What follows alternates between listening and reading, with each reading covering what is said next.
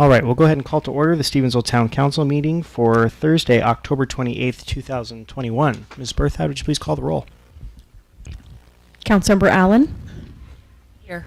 Councilmember Devlin? Here. Councilmember Ludington? Here. Councilmember Wandler? Here. Mayor Dewey? Here. If you'd please rise and join me for the Pledge of Allegiance. I pledge allegiance to the flag of the United States of America and to the republic for which it stands, one nation, under God, indivisible, with liberty and justice for all.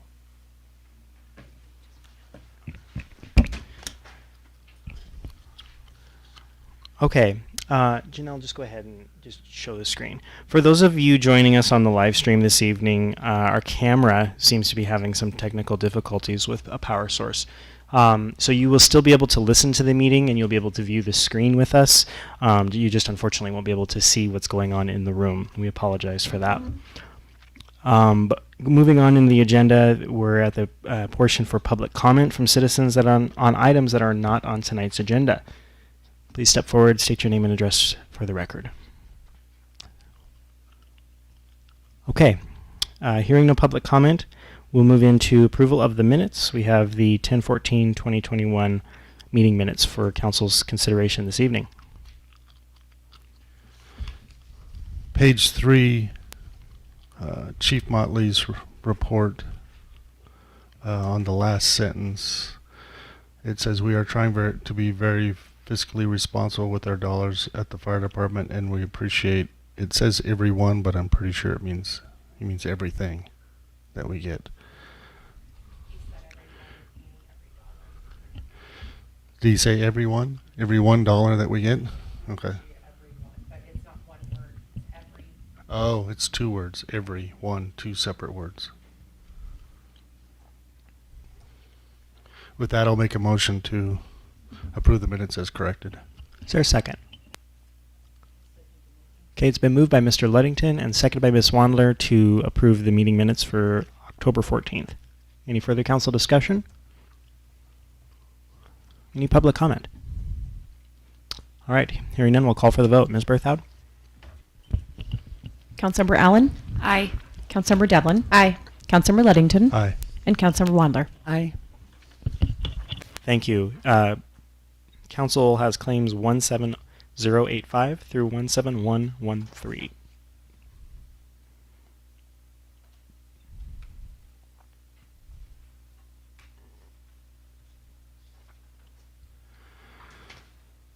Claim number 17100, Western Building Center, a Milwaukee fuel chainsaw.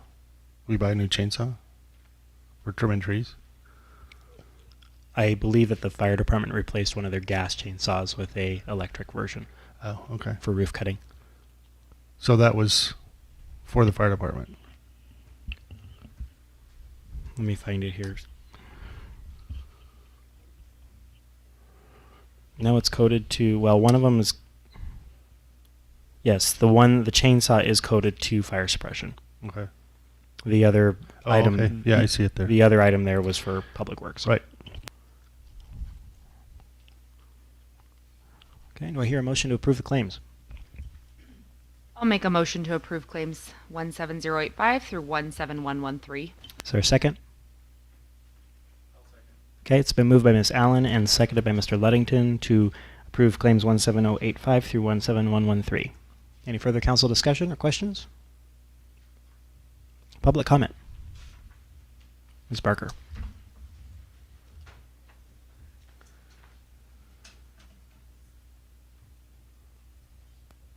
C. Barker, 104 Winslet. What is Taz Properties claim number 17107 for $300? It's our office lease for the airport.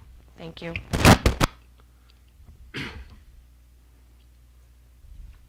there any further public comment on the claims? All right, hearing none, we'll go ahead and call for the vote. Ms. Berthoud? Councilmember Allen? Aye. Councilmember Devlin? Aye. Councilmember Ludington? Aye. And Councilmember Wandler? Aye. Okay, that motion passes unanimously with a hop, skip, and a jump. We'll move right into new business. Discussion decision on the 2021 revised preliminary engineering report. Mr. Capera is here from HDR Engineering to review some updates to the PER, just to kind of give you a lay of the land of why this is coming forward again. If you recall, you were provided with a preliminary engineering report and approved that report when an ARPA application was due back in July. There was a lot of comment we heard from the public and throughout the community that report and our grant application didn't do enough to address leakage. That was a grave concern for the members of our community. So we went back after we had filed that application, and Craig will cover the results of what that looked like, but we went back and did some revisions and focused a little bit more on leakage. So the results of those conversations internally within the administration and with HDR is what you're hearing tonight. So Craig has a presentation to review with you folks, and we'll engage in some dialogue as to what some priorities should look like from the town council's perspective. So Craig, it's been a while since you've been to a meeting. We've changed some things. Make sure you speak into the microphone or the folks online won't hear you. Gotcha. Thank you. We're rolling tonight here. As Brandon said, and hopefully you recall, back in June I came down and presented the draft water utility preliminary engineering report to you guys and requested that we have your approval to proceed forward with a ARPA grant application, and you gave us that approval, and we proceeded forward with an application to the program. We were not successful in receiving competitive grant money for the water system at that time. The state awarded $125 million in competitive grant money. They limited the competitive grant amount to $2 million. Originally they had $25 million in there as the maximum amount, and they limited that, which was good, I think, for everybody. Most water system projects did not get funding, and if you didn't have serious health and safety problems with your system, you didn't rank in the money. And a health and safety problem would be, if you had a boil order or had contamination in your system of some sort where you had a violation from DEQ, then you likely ranked and got grant money for it. The good news is the town of Stevensville doesn't have any issues like that, and that's a good thing. The town of Stevensville water system did rank 83rd. They funded the first 75, so we were very close. So that gives us a lot of hope that in round two, so that was round one, 125 million. Round two is underway right now. They started receiving grant applications on October 5th. That goes through January 14th. So if we want to reapply for round two competitive grant money, we have to have an application in by January 14th. They're going to fund approximately another $125 million worth of competitive grants.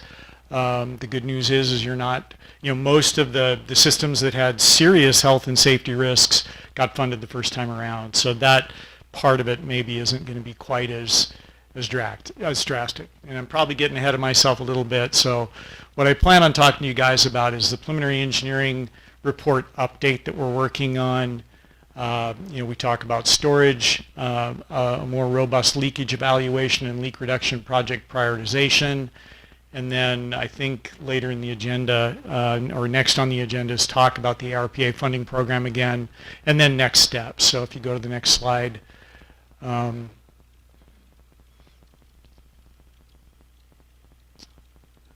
as Brandon said, we presented the draft preliminary engineering report to you guys back in June, received a lot of public comment, and that public comment really revolved around needing to emphasize more in the report about resolving the leakage issues in the system. And if you recall, the system has a significant amount of leakage. So what we did to update the preliminary engineering report, and I'll show you a little bit more on this, we went back and further analyzed the leakage of the system and developed a prioritized list of projects, water main replacement projects, to address that. So we took leak history, we took the leak study reports that have been done, we took pipe age and pipe size, overlaid all those things in GIS, and developed, I guess, what I would call a heat map to try to identify where the real issues in the system are. And if we go to the next slide, and this is going to be really hard to see, and I apologize for that, and we can get this out to folks. Yeah,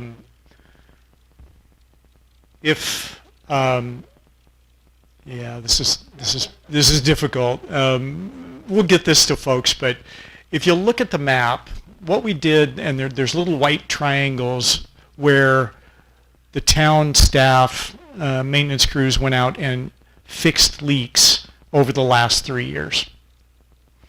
And then there's little dots, and they're hard to see, but every place where your leak detection contractor came out and listened for leaks in the system, and there was a report that was developed that said, okay, here's what we've concluded or found. There's places where they determined there seemed to be a really significant leak. There's places that they were moderate. There's places where they heard things but it was minor. We put all those things in here, and we developed a heat map. So the one thing that you can see that's probably the most important thing to see on this graphic is the heat map part of it. So the places that you see where you've got this kind of pink shading is kind of where all of that stuff comes together, and we've got small diameter pipe that's really old, that's experienced leaks that have had to be fixed, and where the leak detection crews heard stuff that is likely leakage in the system. So what we did, if we go to the next slide, is we developed priorities for where we think that the town should focus on replacing mains and service lines to address that. So if you look at this figure, the pipelines that are highlighted in green are priority 1. The pipelines that are highlighted in yellow are priority 2, and then the pipelines that are highlighted in kind of a pink red are priority 3.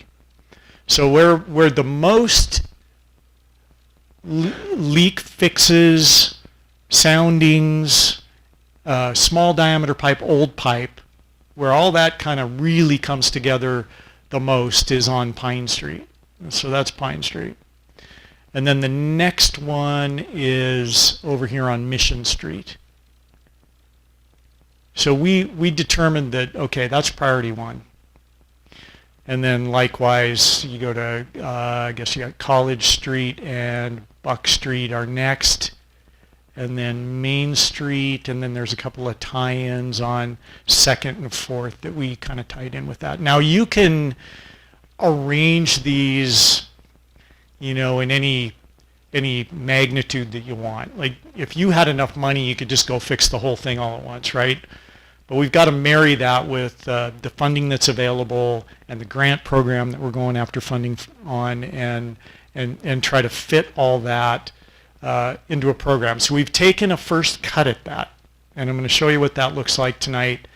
We've taken a first cut at it, and then I think there's going to be some iterations to get to the point where we're all in agreement and happy with the program that we're going to move forward with regard to the grant program and what you're going to spend town funds on. So let's go to the next slide here. So this is the project priority and estimated project cost for all of those things. So in the last preliminary engineering report, there was a lot in there about storage, and in the past, in the previous water system programs that have been completed for the city, there was phase 1, 2, 3, 4 water system improvements. Phase 1, 2, 3 had been completed. Phase 4 was there to build a new water tank for the town of Stevensville. And you guys have been putting money in the bank and preparing to do that project. There was a lot in the PER that we did that revolved around that. The existing tank, if you recall, it's old. It appears to have a significant amount of leakage. We were going to completely replace that tank with a new tank. Given the public comment and the focus on, well, let's try to fix what we have, reduce the leakage that we have, and go forward with that. What we're looking at doing is condition assessment on the existing tank, and we have people that are experts in going into concrete tanks and doing condition assessment and looking at how do we repair this to stop leakage and extend its useful life. So we're recommending that the town do that. And then I've got a placeholder in here for existing tank rehabilitation. We've thrown a $300,000 number at that. That could vary widely. So once we do the condition assessment, we'll be coming back to you guys and saying, all right, this is what we really think you could do. And it could be anything from, forget it, we need to build a new tank there, demolish what you have, or it might be, we think you can repair this for $50,000, not $300,000. So it's a placeholder, keep that in mind. And then, the new tank, we do need more storage. We need more storage to meet the fire flow requirements that the town has, and I'll talk about that a little bit more when we get into the ARPA grant program and kind of the intricacies of that and what we want to try to do with regard to what we use town funds for and what we go for grant money for. So what I've done here in the PER, the previous PER, we planned on building a completely new tank and mothballing the existing tank, taking it out of service. The new tank was going to be 1 million gallons. That's a $1.5 million project. Now what we're saying is if we can refurbish the existing tank, keep it in service, it's around 400,000 gallons. We need another 600,000 gallon tank. So the new tank now, the cost of that has come down significantly. Now we're saying 900,000. Again, that's an estimate. There's some work to be done to figure that out, which probably the biggest thing is doing a site analysis and figuring out exactly where we're going to put that tank, what the property is going to cost you. Is it an elevated tank? Is it a steel tank? Is it a concrete tank? Lots of things to figure out. We'll talk about that some more here in a minute too. Another thing that was in the PER was SCADA system improvements. We've kept that, carried that forward. That's important. And then we've added the priority 1 projects, or the phase 1 projects that I showed you from the leak analysis before, which is Pine Street and Mission Street. That gives us a total, what I'm calling phase 1 project cost of about $2.6 million. And then we rolled in phase 2, phase 3. We can rearrange this however you like, and we'll keep working on it. But College Street, Buck Street in phase 1, phase 2, Main Street, and then the 2 cross connectors, West 2nd, West 4th Street. And the related costs there, about $900,000 for phase 2, close to $900,000 for phase 3. And we're just trying to kind of break them out so they're even going forward. And like I said, there's some discussion to be had on that. Let's go to the next slide. So in summary, the preliminary engineering report update that we're currently working on, and we'll be coming back to you guys with, further evaluates and prioritizes the leak reduction and the water main and water tank renewal and replacement in response to public comment and a desire for the community to really focus on those things first. So that's in there. And then again, the potential for rehabilitation of the existing tank and reducing the size of the new tank. So those are the main updates in the preliminary engineering report that you'll see when we get a draft back to you.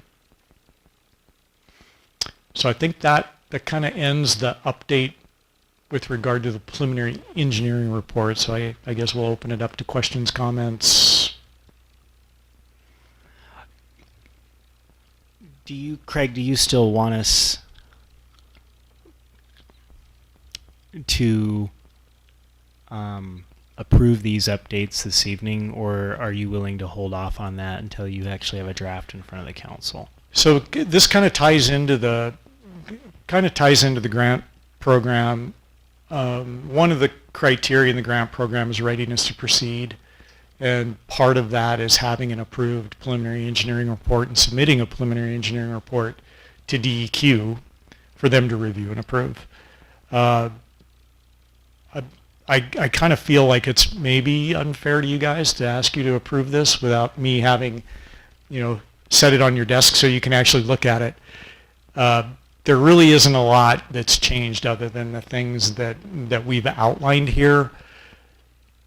If you feel comfortable saying, yeah, we're good with it, let's get it submitted to DEQ, what I would do is get you guys a draft of that preliminary engineering report the same time we'll get a copy sent to DEQ for their review and approval.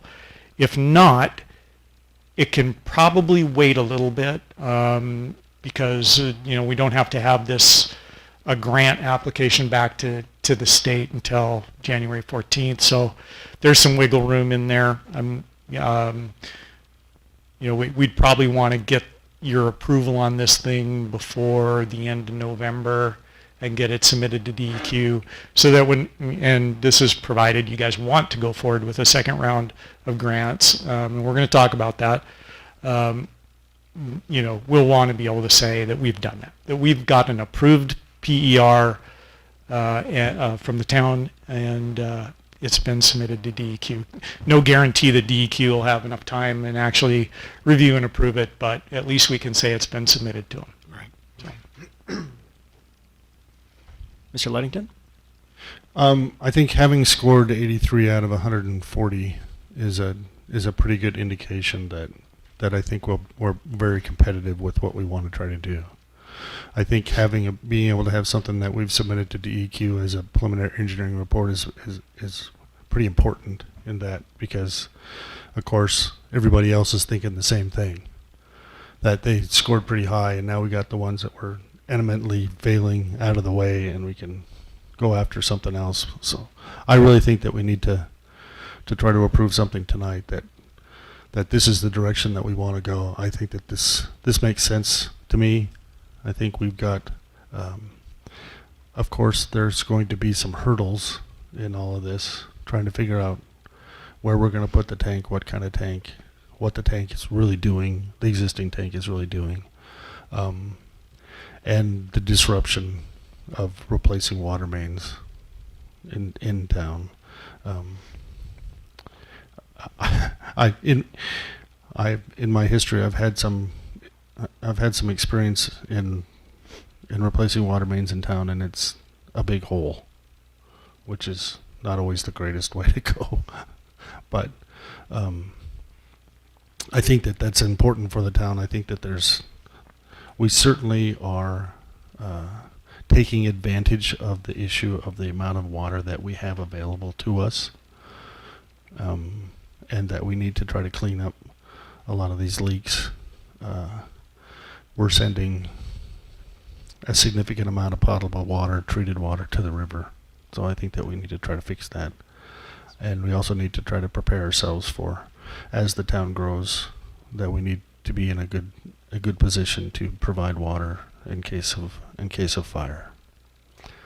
So that's my recommendation at this point, is that we would approve something tonight and see a draft as soon as HDR is able to put something together.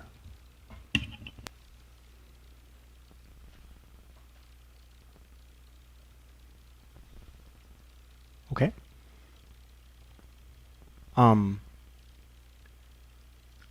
One thing I think we can touch on real quick in the main replacement pieces is that we're proceeding. What the costs include are installing a meter pit at the curb stop of every home and every parcel along that road, so that in these areas where this leakage is occurring, a lot of those properties, their meter is in their crawl space, which is basically bypassing any leakage in their service. And we know we have services all over town leaking. We just can't pinpoint them. And all of that water is unmetered. So we'd like to move meters out to the street in a curb or in a meter pit, so that any leakage that's occurring between the home and as close to the main as we can get it is being metered. It will certainly incentivize folks to repair their services, which they own. And it would also allow us to capture exactly what water is being leaked and know that, where the loss is. We feel that a large portion of the millions of gallons that we're leaking is in those services. When we did the leak count for the GIS mapping over the last 3 years, 2 of the leaks that we repaired were related to mains. All of the other 28 were services that blew off the main. So we know that that's an issue. So those improvements are included in the cost of replacing the mains.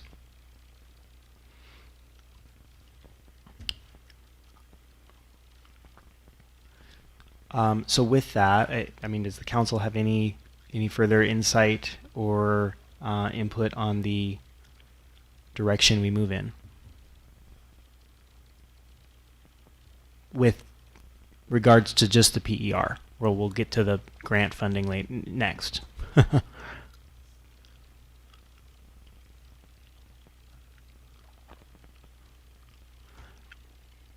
I think it's obvious that we paid some attention to what the public has said about fixing the leaks. Mm-hmm. Most people that I talk to about this are amazed at how much water that we're leaking, and I'm one of those people that has an old service. I'm sure it's leaking. I stick a shovel in the ground every spring to see if I can get water to perk up, and it hasn't yet, but that doesn't mean that it's not all going down.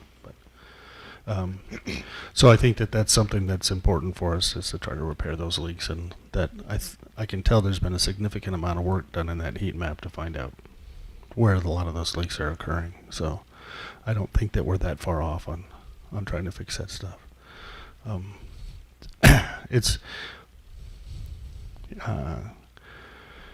It's not a significant amount of time that or disruption that you have when you have to replace a service line to the main as they're going down and working on that kind of stuff. So it's actually pretty easy. When they were working on 3rd Street, that actually went pretty quickly for those people that got new service. It went pretty fast. They were ready to put everything in and connect everything up, and it goes pretty quick. So.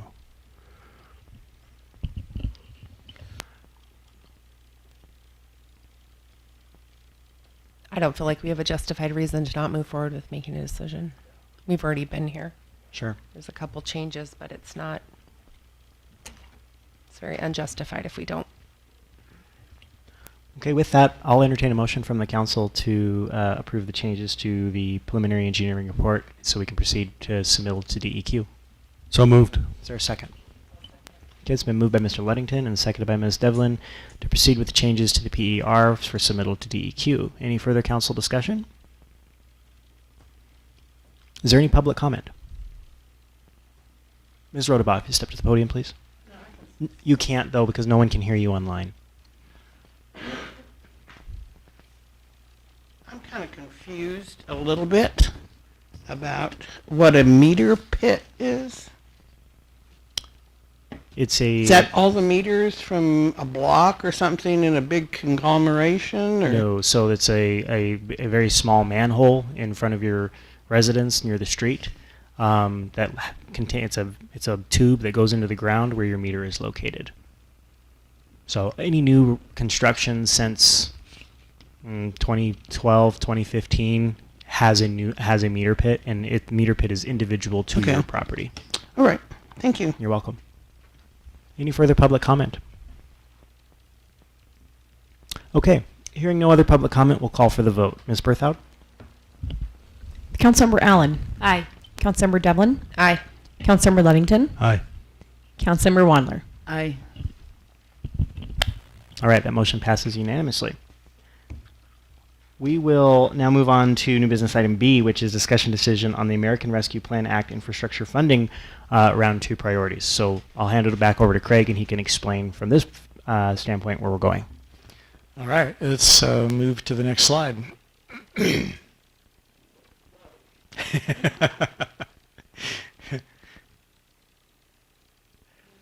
And I'll try to make this first slide fairly quick. But as you recall, the American Rescue Plan Act, there are 3 buckets of money. There's U.S. Treasury funds. The town received $529,000 plus in Treasury funds, 50% to be paid in June of 21, 50% to be paid in 22. And just to touch on this, the last time we discussed this, you guys made a decision to use half of that money for things other than the water system, which is totally appropriate and within the boundaries of the use of that money. The second bucket of money is minimum allocation grant money, and the town of Stevensville received almost $328,000 for that. An application, you have to apply for that money. Those applications are accepted all the way through January 14th, 2023. There's a 1-to-1 match with that. You can use the Treasury money to match that.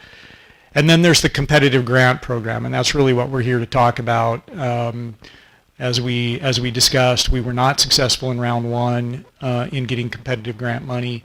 Round 2 is underway right now with applications accepted up till January 14th, 2022, and the maximum amount of those grants is $2 million per grant applicant or project. And again, the match is 1-to-1. And the ranking for those 1-to-1 is the most points you can get. So if you want $1 million in grant money through the competitive grant process, you have to provide $1 million to get the maximum number of points for that part of the ranking. And you can use the Treasury money and the minimum allocation money to do that.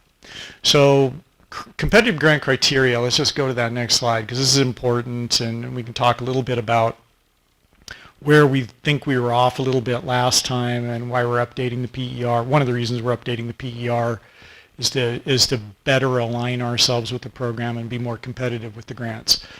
So the criteria for the grants, number 1 is human health and safety. That's the most points. We are not going to rank well on human health and safety because, as I said before, we don't have any violations. Nobody's, we haven't had any fecal coliform hits, or we don't have arsenic, we don't have lead, we don't have any of those things in the water. So we just don't rank well there. But I think that criteria is not going to be as important this time. There aren't going to be that many people that have those sorts of issues anymore because they probably got funded in the first round. They can't come back again. Affordability is another one. You guys are going to rank really well on the affordability side of that because your rates right now for water and sewer meet the target rates set by Department of Commerce. If they were really low, they'd say, well, you need to raise your rates and pay for your own stuff. That's not the case here, so that's a really good thing. We're in good shape there. Readiness to proceed. I'm standing here because you've already selected your engineer. We're going to submit a PER to DEQ. Those are good things. We're going to talk a little bit about next steps and what we do between now and January 14th to improve our readiness to proceed score, and we can do that. And then the other one is conservation and resilience to climate change, and repairing leaks and reducing the amount of lost water in the system is important, and that fits that criteria very well. So I think we'll rank pretty well there. And I've gotten big words there, no fire flow improvements. So when we kind of went around and around with the state on this because we had the new tank in there. There were several reasons that we had the new tank in there. One was the old tank is leaking and it's really old. The other part of it is we're trying to improve fire flow. What's a little bit convoluted with all this is when you go to build a new tank, DEQ requires that you build it to meet fire flow. But they don't want to fund that, so whatever. Anyway, So what we need to do if you guys are on board with us going forward with a round 2 grant application is we need to make this about conservation, leakage, renewal and replacement, and not about fire flow. And we can certainly do that. Let's go to the next slide. So what I did was I looked at, and this just recaps the money that's available through this program for you guys. Minimum allocation grant money, $328,000. Treasury funds, $265,000. The town has approximately, and Brandon can correct me if I'm wrong or update this, approximately $1.6 million in the water fund to do capital improvements to the system. And then, as we said earlier, the competitive grant program, you could get up to $2 million in grant money from the program. That's the cap. That's the most. Let's move down to the next one. So if we look at all the phase 1 projects that I showed you before, we've got the existing tank condition assessment. That would definitely fit the ARPA program. Existing tank rehabilitation would fit the ARPA program. The new tank will not. And I'll caveat that a little bit. So here's the thing. If we go in and we do the condition assessment, we say, your existing tank is shot. Forget it. You're not going to rehabilitate this thing, demo it and start over. Now, if we were going to demo that tank and build another tank right there, that's the same size. We're not increasing the size for fire flow. I think that would fit the criteria for the ARP grant program. So that's a good thing. We'll ferret that out as we go through this condition assessment. My recommendation is that we build a new tank, a second tank, somewhere, probably on the other side of the system, so that we have redundancy. So that, right now we're in a situation where if there's something wrong with that existing tank and we feel like it's, we've done tests and it's significantly leaking, to repair it, it's extremely difficult. So to take it off service, we have to run the whole system off of pressure from the wells. You don't have any fire, you have a significantly diminished fire protection, and it's not easy to do. So if we had to demo that tank and start over on that site, I think we should do it, and we should try to get money for that.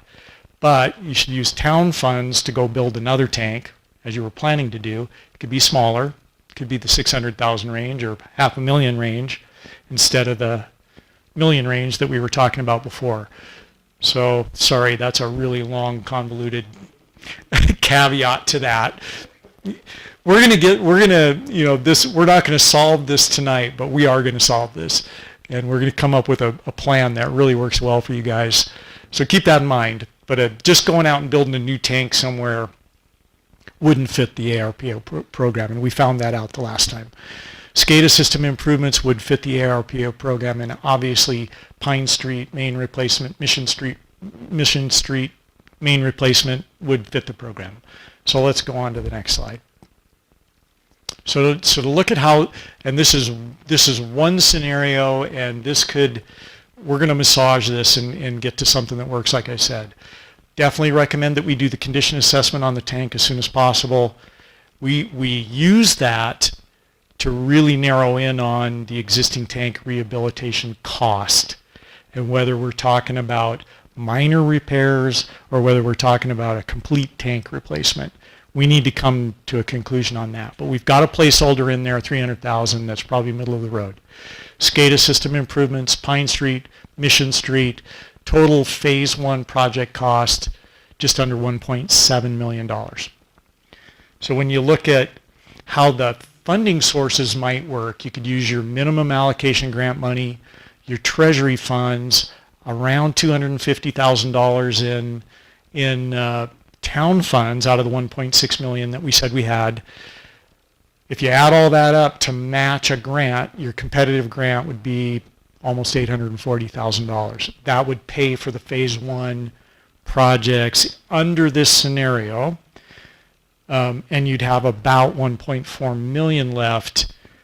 in town funds to go build a new tank.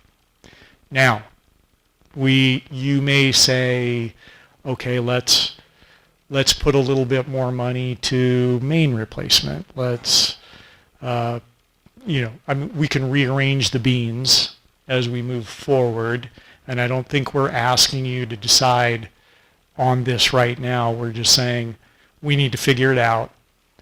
If you want to go for round 2 grant funds, I think you'd rank pretty high. I think you'd do pretty well. And we'll come back to you before we submit that grant with exact numbers on what we recommend that you do once we've done condition assessment and figured out the tank issues. Let's go to the next slide. So just recommendations moving forward. Definitely recommend that you utilize the minimum allocation grant funds, the treasury funds, and town funds to leverage competitive grant money. I think you'd rank pretty well. That grant is due January 14th, and that is going to include some combination of tank rehabilitation, water main replacement, and SCADA system upgrades. I'm recommending that you proceed with condition assessment of the existing water tank as soon as possible, and do a siting/alternative selection of a new tank to better define those costs and refine this plan. And then once we've got those things figured out, we can decide, do we add additional water main replacements or not? So probably maybe even hopefully as soon as your next council meeting, I'm going to have given Brandon a contract amendment to do those things, to proceed with the condition assessment and the siting selection. The other one that I maybe want a little feedback from you guys on is I think we know we want to do Pine Street and Mission Street.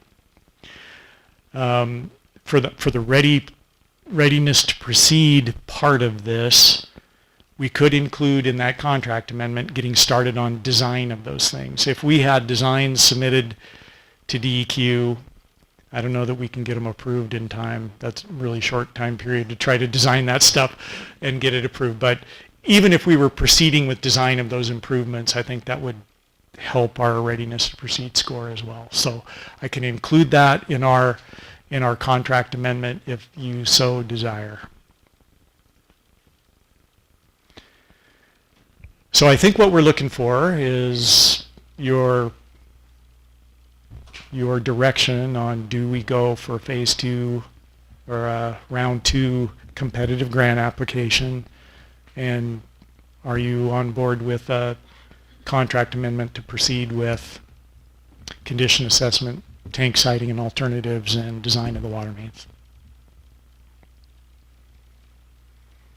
Paul? I guess a couple clarifications for the public's benefit. SCADA is a computer system that operates the entire system, so it provides the ability for our operators to sit at a computer and monitor the entire system in one place rather than going from site to site. And this integration would integrate with the sewer system, so that right now if we have an issue with the reservoir or a well triggers some alarm for some reason, they have to go to that site right now to figure out what's going on with the computer. Under a SCADA upgrade, we would be able to monitor that from the sewer plant. We would be able to better integrate, and when call-outs and that sort of thing come out. So I just wanted the audience to know what SCADA means.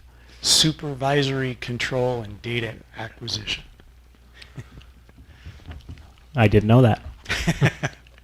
I usually don't remember that. No. Yeah, I didn't until just before when you said supervisory. So with that, given everything that Mr. Caprera has kind of presented, we're looking to see if our priorities in terms of the leak repairs on Pine and Mission align with what the council wants us to do. It does appear, with the 1.2 million left over in town funds, that you could hypothetically throw maybe one more water main replacement project on there, or you may just contingently go with this full, this plan and say, well, if in fact the water tank doesn't need quite the rehabilitation of $300,000, we want to redirect those funds towards water main replacement. So you have those options before you, and while the Public Works Department and Craig and I have met and kind of discussed what we think our priorities ought to be for this funding, we certainly want yours and the public's input into how we proceed. It's your system. Well, first of all, I'd like to start off with saying that I would like to thank Craig and HDR for their continued commitment to the town. We've got a great history together and have done a lot of great utility upgrades and improvements with HDR in the town.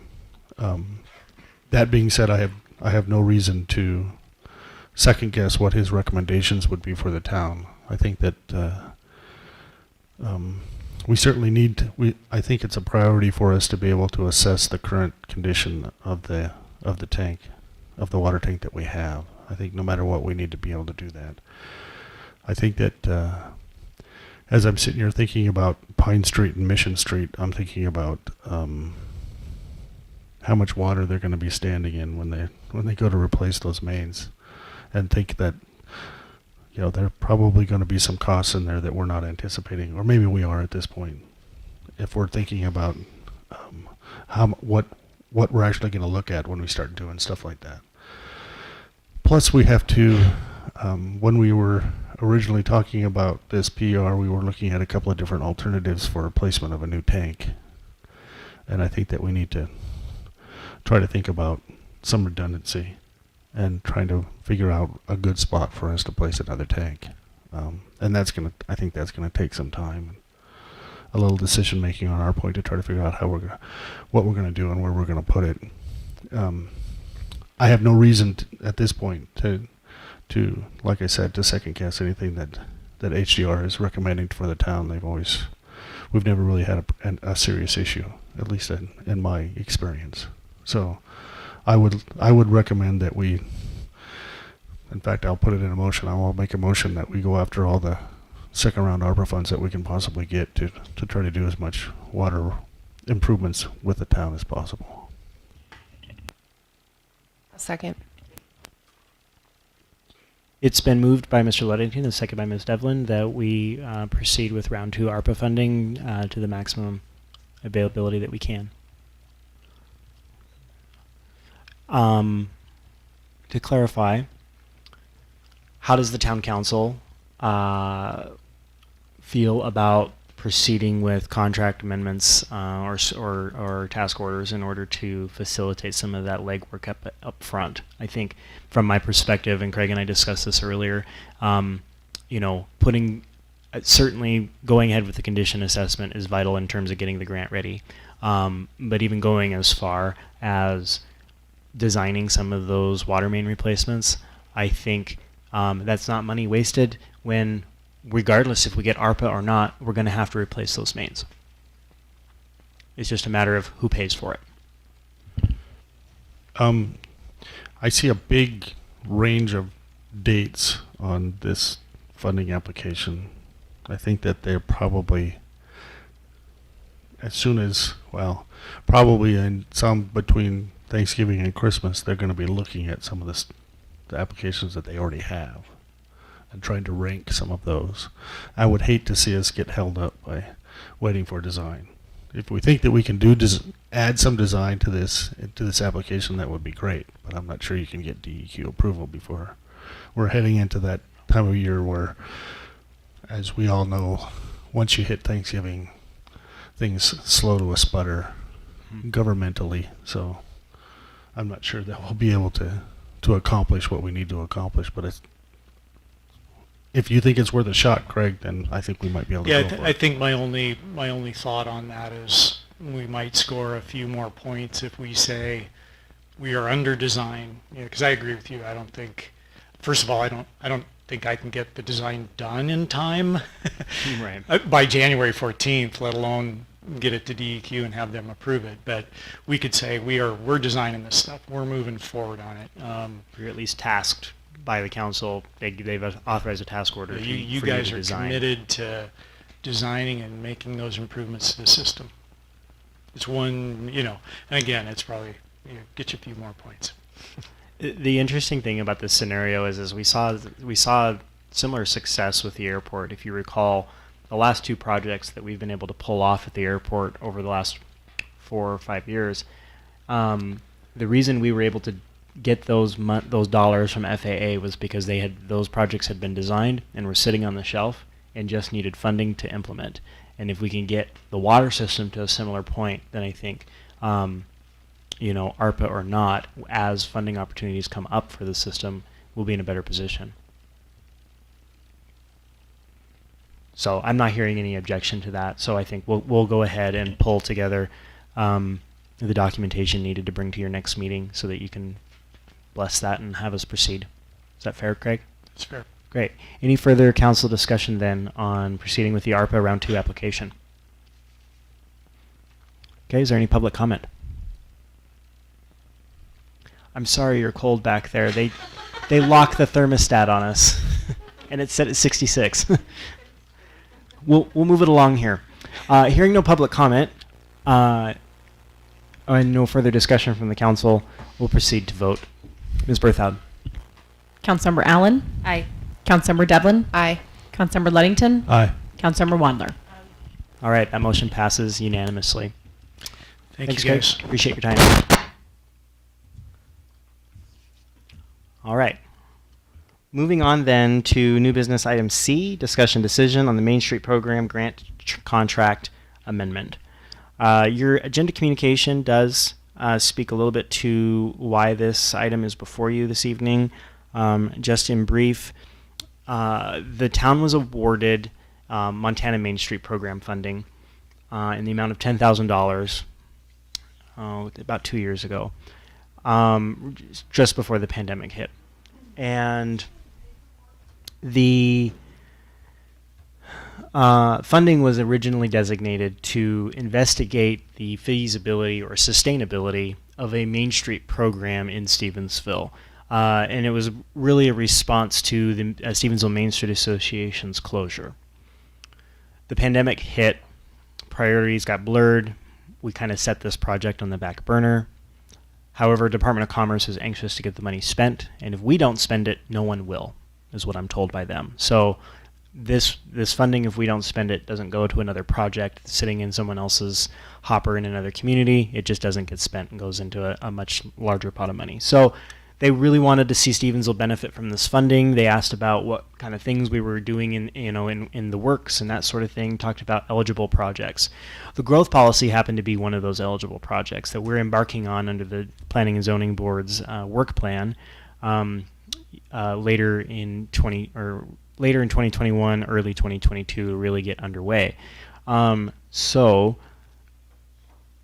what we discussed with Department of Commerce was the idea of shifting that funding and doing a contract change to use that to hire a consultant to help drive the growth policy revisions that need to happen, with the emphasis that through the Planning and Zoning Board's conversations, there has been an emphasis and some credit given to the Stevensville Main Street Association for the accomplishments that did get done in the 2016 growth policy.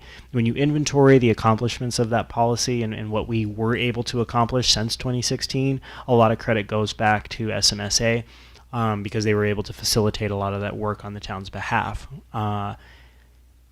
So with that, the planning board felt that there was some merit to further discussing a Main Street program and its role in the community, and so this ties in with that contract amendment you have before you. So upon approval of this amendment, if you so choose to do so, we would advertise an RFP for professional services to get a consultant on board to help us facilitate the rest of the process with the growth policy.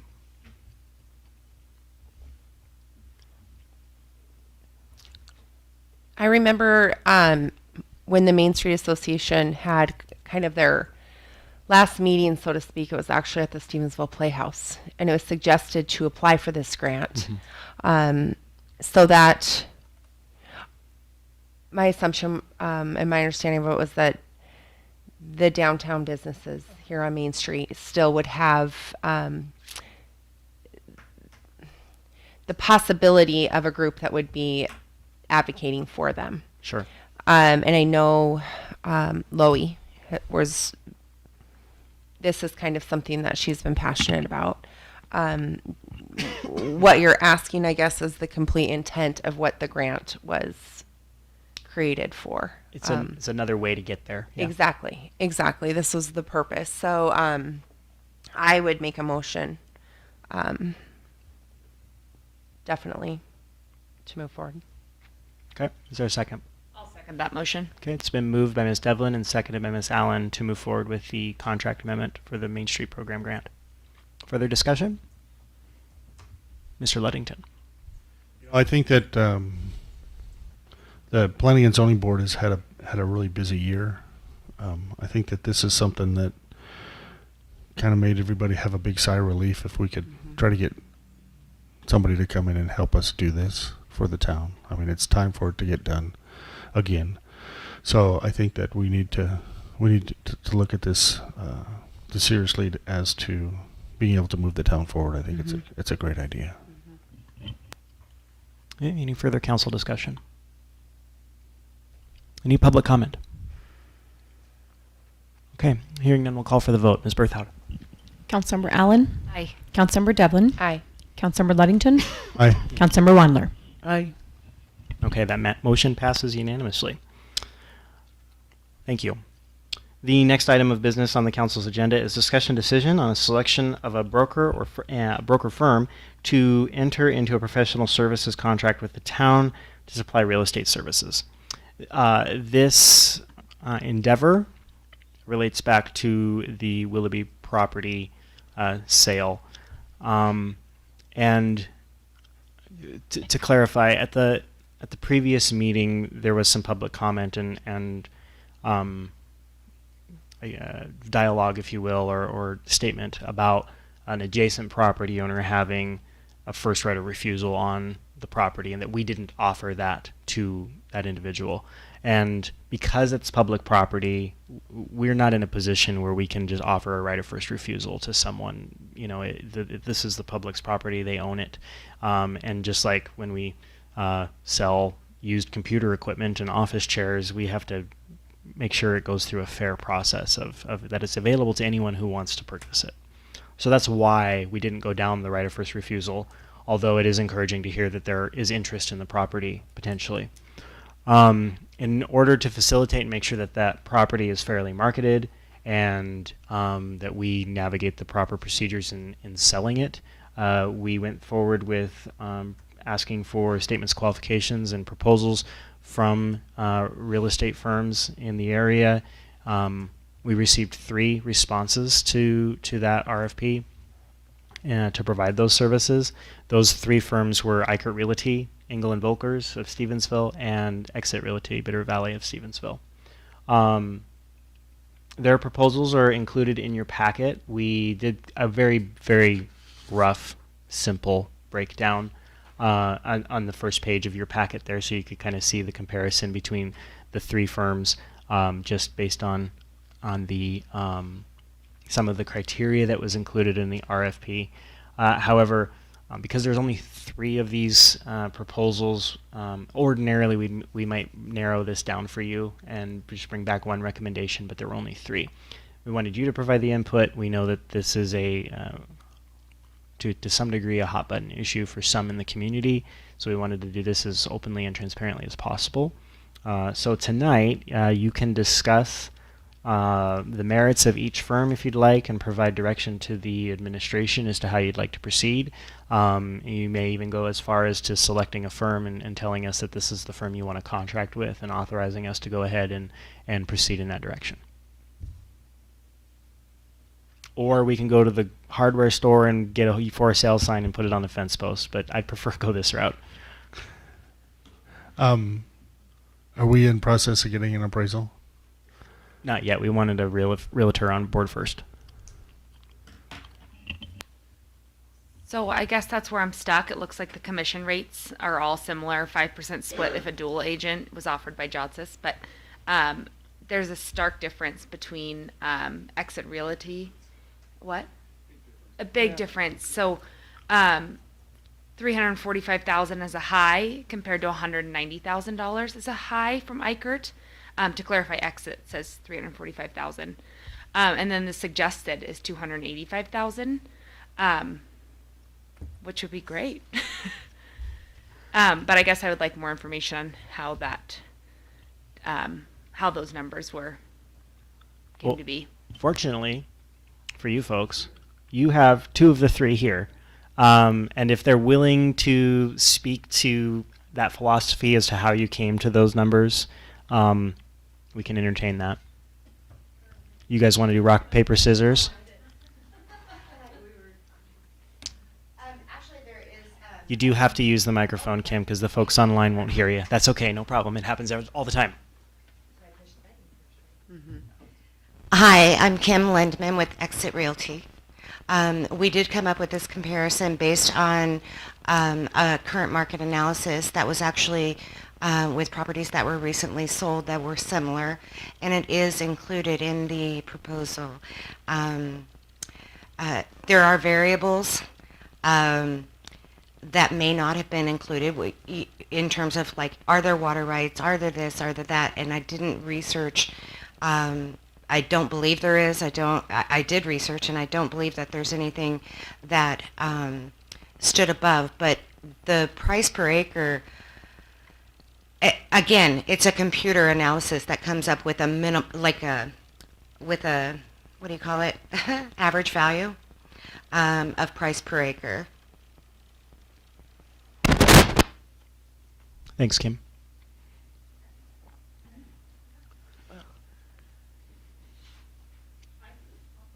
Sure, Heidi, come on up.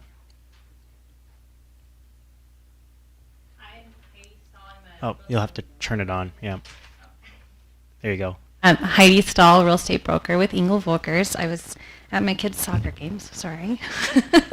I spent a lot of time looking at comparable properties. So the property that I put on my proposal was the property. I had a drone fly over it.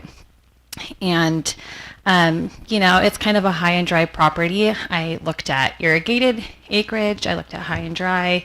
This doesn't have water rights that I could tell.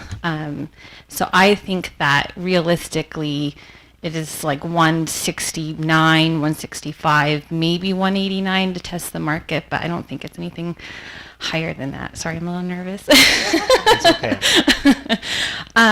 Anyways, I did different analysis as far as like what acreage sold for, if they had irrigation, if it had improvements. When I was looking at the properties, I took the properties that had, either a well or septic approval, because I don't think this has septic approval, and I kind of took those out of the mix so that the properties that I used in mine were actually comparable to the subject property. Thank you. Yeah.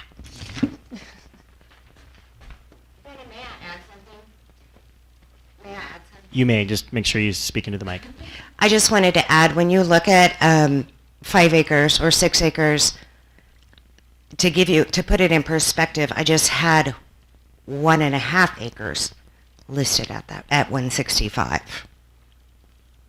So it really does, when you look at the numbers and look what's on the market, and the values of what has sold, you'd be surprised, and that's why my number is way higher. Thank you. Now you know why you're making this decision. The good news is it's a profit no matter what. From what, $23? $23 we have on the property. Yeah. Anything concerning the word that we got that the seller to us has the first option to get it?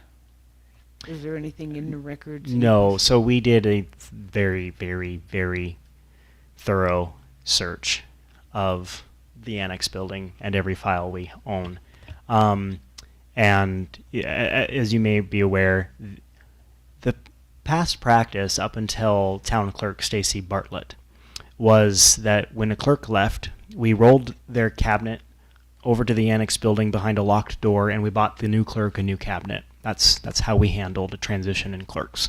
We don't do that anymore, but it made finding or looking for the Willoughby file, as they called it, a little easier because we could just simply go to a certain filing cabinet or a set of filing cabinets and look. We looked through filing cabinets upon boxes and found no Willoughby file. The only thing we could find is a deed to the property in the safe. We did a search through IDOC, which is a system that we use to access the county's records on things that have been filed on a property, and there was nothing filed that we could find. Of course, we'll put more energy into a complete title search on that property when the time's appropriate to do that. But there's no indicators right now that there are any restrictions on that property whatsoever to the town of Stevensville.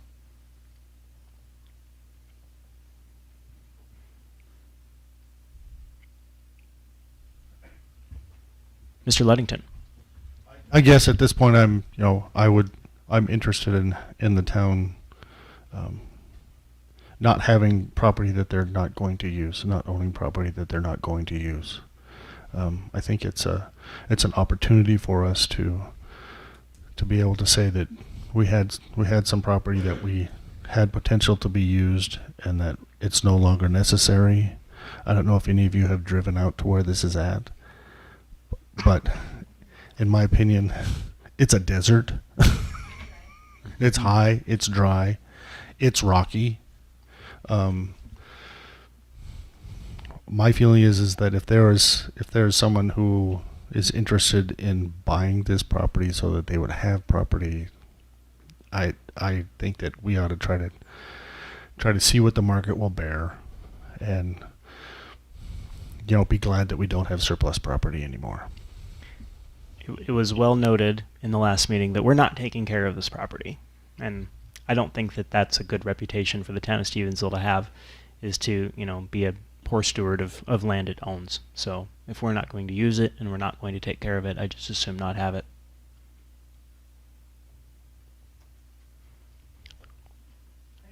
I've talked to people who have dealt with this previously, and they said that it was originally purchased for the gravel, and the gravel is not usable because there's too much clay and other stuff within it.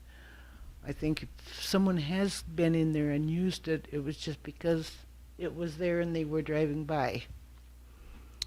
In terms of the town having its own gravel source, we have a better source of gravel at our airport than we do on this property, when we have a lot more acreage there as well.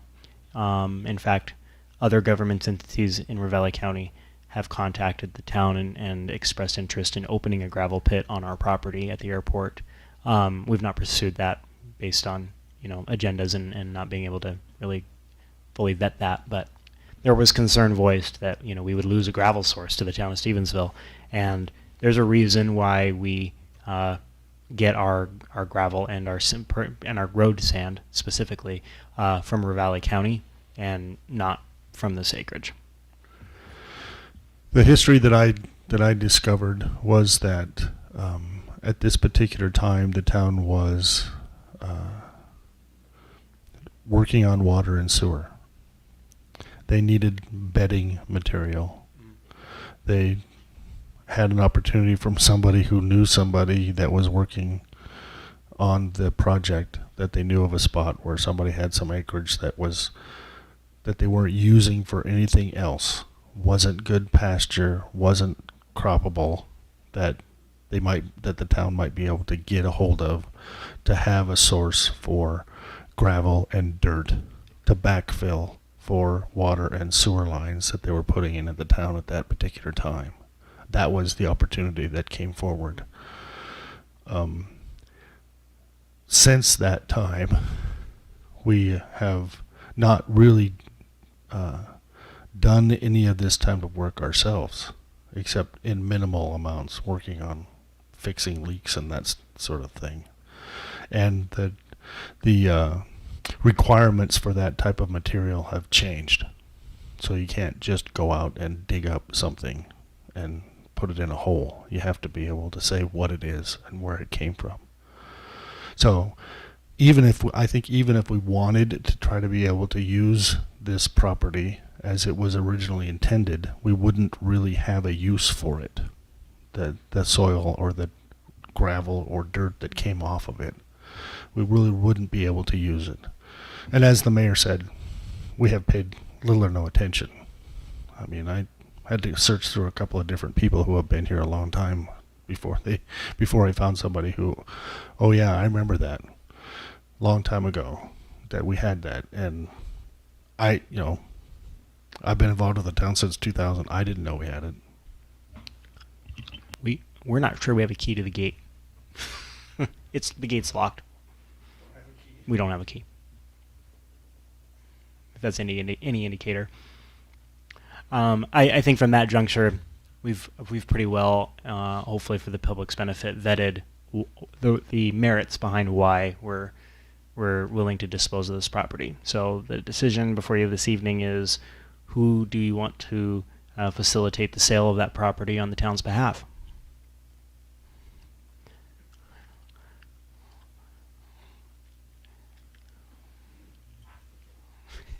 This is really hard, but treating it like a contract, whether you agree with it or not, we would go with the least expensive. It would make the most sense to go with the most expensive.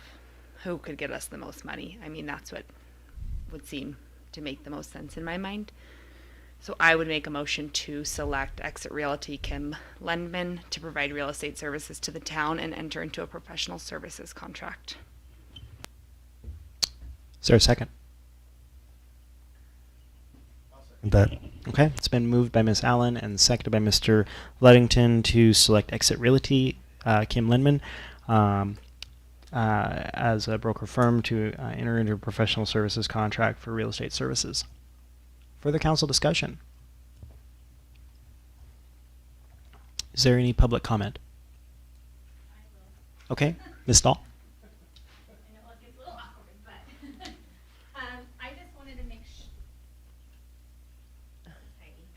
I just wanted to make sure that, everybody had an opportunity to actually go through the proposal and look at the comps to verify those prices, because I spent a considerable amount of time looking through actual what is realistic. I went through what is actively on the market. What can you get for $199? What can you get for $225? What's the market, what's the market doing? So not always is the highest price the most realistic price. So I just would encourage to spend some time looking through my proposal, to look through the properties, see why I selected those, see what days on market, how long have they been on the market for, what did they sell for. That's my last little bit. Thank you. The proposals were included in your packet. I do have them here if you want to see them in living color, but they were included in your packet, so hopefully you had a chance to look at those over the last 7 days that they've been in there. So the other thing I'll mention, I'll take this opportunity to speak to, is the caliber of proposals that the town has received in the last couple of rounds of proposals that we've sent out. We just did a RFQ on a transportation plan. I think Mr. Ludington will speak to later in the meeting. But certainly these three proposals blew me away and was not anything I expected. So kudos to you ladies for the effort that you put into these proposals. They were certainly thorough. I can't say that I enjoyed reading them because it's dry, but it's property. But nonetheless, they were very well put together and professional. And so I do appreciate it. Wasn't anything what I expected in terms. I didn't know what to expect, frankly, but it wasn't this. So well done. Regardless of whatever outcome the town council selects there, we appreciate what you did in terms of this proposal, and I think that certainly this council would consider that going forward if there were another opportunity forward. So thank you. Any further council discussion or public comment? Okay, hearing none, we'll go ahead. Oh, Ms. Yes, we're going to call for the vote, because that's why I asked for public comment. The motion on the floor is to select Bitterroot Valley Exit Realty with Kim Lindman. Okay. Hearing nothing further, we'll call for the vote. Ms. Berthoud. Councilmember Allen. Aye. Councilmember Devlin. Aye. Councilmember Ludington. Aye. And Councilmember Wandler. Aye. Okay, that motion passes unanimously. The council's business then is concluded. We'll move into the executive report, and I'll be very brief. Because anything I have to report on, I think Mr. Ludington will report on under board comments. I think the only thing I want to cover, we covered the preliminary engineering report. I'll be brief. Other than our fifth Friday meetings tomorrow, throughout the day, we have a pretty extensive agenda that we're going to work through that'll talk a little bit about risk management. Hopefully it'll inspire some of our employees as well in other areas. Overall, it's a pretty solid agenda, and that's available on the posted board on Town Hall posting board. The other thing I'll just ask folks is we do have an election coming up, and it's time to vote. All registered voters received, active registered voters that is, received their ballots in the mail a few weeks ago. Best practice is to get those in the mail by tomorrow in order for those to get to the election office in time. If you did not receive a ballot and you want to vote and you're eligible to vote, then contact the elections office. Late registration for voter registration ends on Monday at noon. If you go in past Monday at noon, they will not take your registration and you will not vote in this election. So I think as of last night, we were at like 39% turnout, which is actually relatively decent for a municipal election alone, not having a federal ballot sent out. Although it could be better. So, again, we just want to encourage folks to vote. Either way, however they vote, great. That's all I have. Town Council comments? Mr. Ludington? I'll kind of mirror what the mayor said and say that there is no place local for you to drop off your ballot. Correct. You have to take it if you don't put it in the mail and don't think it'll make it there on time. You need to take it to Hamilton, to the elections office in person. Any further council comments? Board reports. Mr. Ludington. Okay, as I said earlier, the Planning and Zoning Board has been extremely busy this year, and I am super proud of them for the hard work that they have done.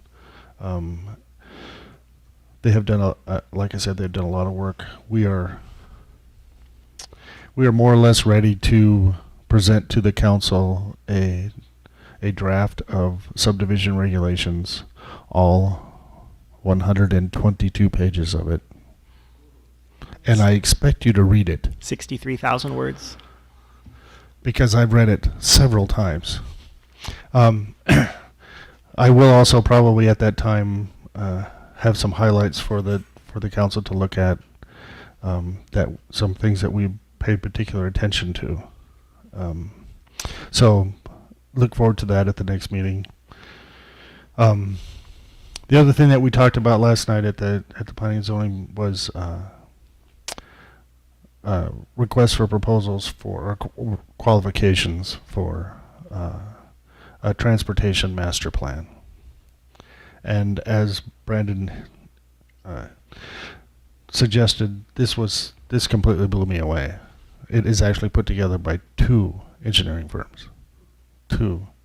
Robert Pecha and Associates out of Helena and HDR in Missoula went together, which engineering firms hardly ever do.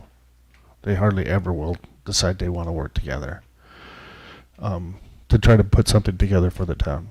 This is something that, the last one is from 2006 and was done by a member of the Public Works Department and an engineer, and they probably spent, 4.5 hours driving around looking at it and mapping out things. So it's not very inclusive. That this is also something that will be coming forward to the council. Will be a contract for a transportation master plan. Don't really have an idea what it will, as far as what it's going to cost. I don't think it's going to be overly expensive, but I also think that it's something that we need desperately to try to be able to plan for what's going to happen next. At this point, we really don't know what's going to happen next. I think this is something that is very important for us. And as I said, it's a very inclusive proposal, stating a lot of their qualifications. They've done a lot of work all over the state, transportation-wise, on just about every type of road that you can imagine. So I think that if we can get something like this from this caliber of engineering firm, that we'll get something that we'll be able to show everybody else. Any other board reports? Okay. Well, with that, we'll adjourn our meeting. And, oh, before you leave, please do sign the claim sheet. We're back to that business. So we won't, instead of interrupting our meeting in the middle of the meeting after you approve claims, just make sure before you leave after every meeting that you check out with Wendy or Janelle and sign that claim sheet. Aside from that, thanks for your time this evening. You got a lot of great work done, and we'll see you in a couple weeks.